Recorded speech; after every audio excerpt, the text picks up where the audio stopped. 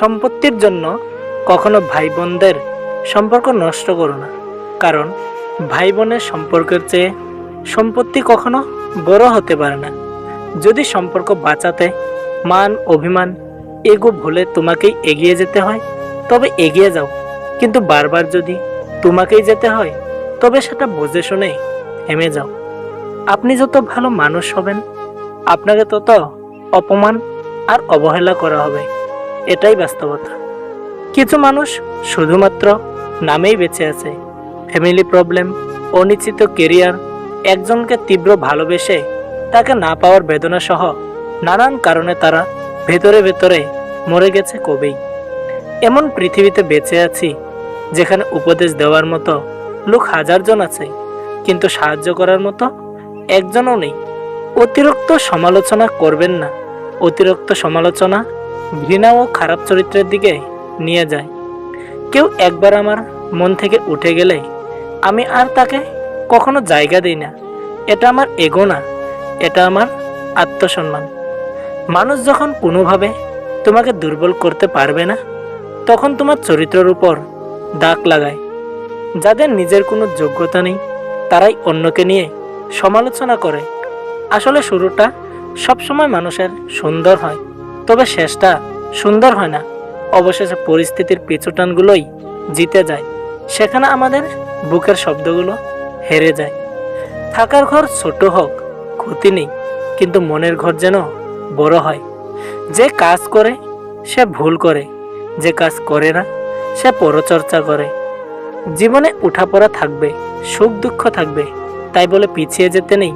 দেখবে একটা সময় তুমি প্রতিষ্ঠিত হওয়ার পর সবাই তোমাকে গুরুত্ব দেবে।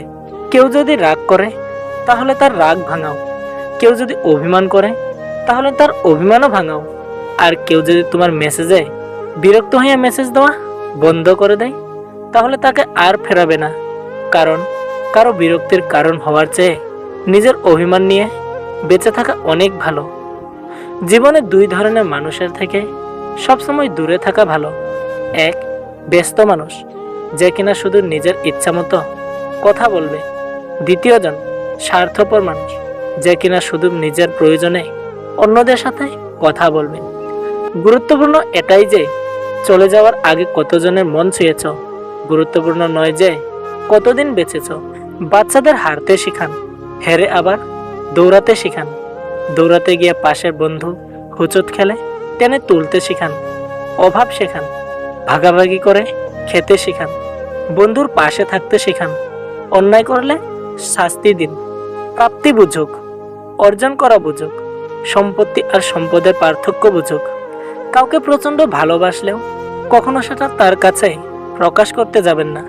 আপনি যদি তাকে প্রচণ্ড পরিমাণে ভালোবাসেন এটা তাকে বুঝিয়ে দেন, তাহলে আপনি নিশ্চিত থাকুন আপনি তার কাছ থেকে অনেক বেশি কষ্ট পাবেন। কারণ অতিরিক্ত কিছু পেয়ে গেলে মানুষ সেটাকে খুব সহজলভ্য ভেবে অবহেলা করতে শুরু করে। ভালোবাসাবিহীন বেঁচে থাকা যায়, কিন্তু ভালোবাসার মানুষের প্রতারণা কিছুতেই মেনে নেওয়া যায় না। কাউকে ঠিক ততটুকুই ভালোবাসুন যতটুকু ভালোবাসা প্রয়োজন। প্রয়োজনের চেয়ে বেশি ভালোবাসা পেয়ে গেলে মানুষ এটার মূল্য দিতে জানে না। একসময় অযত্ন আর অবহেলায় সেই ভালোবাসাটাকে মানুষ নষ্ট করে ফেলে। আপনি যদি ভাবেন আপনি অনেক বেশি ভালোবাসলে সেই মানুষটাও আপনাকে অনেক বেশি ভালোবাসবে, আপনি ভুল ভাবছেন। সে মানুষটা আপনাকে আর আপনার ভালোবাসাটাকে সস্তা ভেবে দিনের পর দিন তার মতো করে অবহেলা করে যাবে। আপনি তাকে যতবার বোঝাতে যাবেন আপনি তাকে অনেক বেশি ভালোবাসেন, ঠিক ততবারেই আপনাকে নির্মমভাবে অবহেলা কিংবা আঘাত করে যাবে।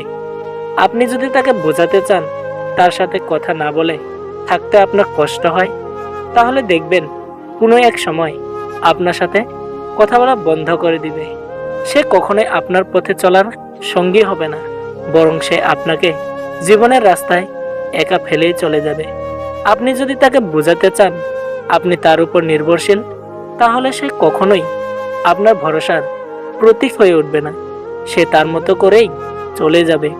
জীবনের এমন এক পর্যায়ে আছি যে কোনো ভুল নেই জেনেও মাপ চাই, কারণ ঝামেলা ভালো লাগে না। কখনো কখনো তোমার মুখটা বন্ধ রাখতে হবে, গর্বিত মাথাটা নত করতে হবে, স্বীকার করে নিতে হবে যে তুমিই ভুল। এর অর্থ তুমি পরাজিত নও, এর অর্থ তুমি শেষ বেলায় জয়ের হাসিটা হাসার জন্য ত্যাগ স্বীকারে দৃঢ় প্রতিজ্ঞ।